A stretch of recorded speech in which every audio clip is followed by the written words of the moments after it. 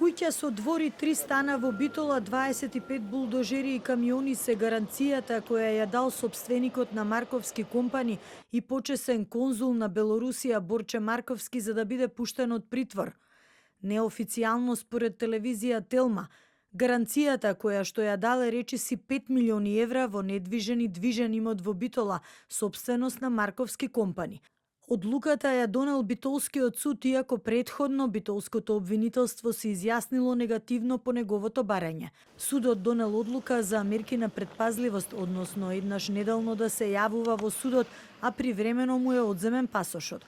Од обвинителството дале и приговор во однос на надлежноста на кривичниот совет од Битолскиот суд, бидејќи сметале дека апелација треба да одлучува. Во јануари годинава Битолското обвинителство поднесе обвинение против Борче Марковски и уште двајца вработени во фирмата, како и против 5 поранешни раководители во РЕК Битола, меѓу кои и поранешниот директор Пеце Матевски. Тој и уште 7 лица се сомничат дека незаконски наплатиле над 1,7 милиони евра од РЕК Битола, иако дел од договорените работи не биле завршени. Марковски е во центарот на аферата со ископ на јаглен за РЕК Битола и со години важи за највлијателен бизнисмен во регионот. Неговата компанија, која е основана во 2002 година, во 2024 остварила приходи од над 45 милиони евра, сума која ја позиционира меѓу најголемите градежни фирми во земјава.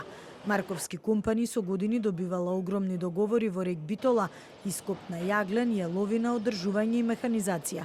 Најголемиот тендер во 2023 бил вреден рекордни 46 милиони евра.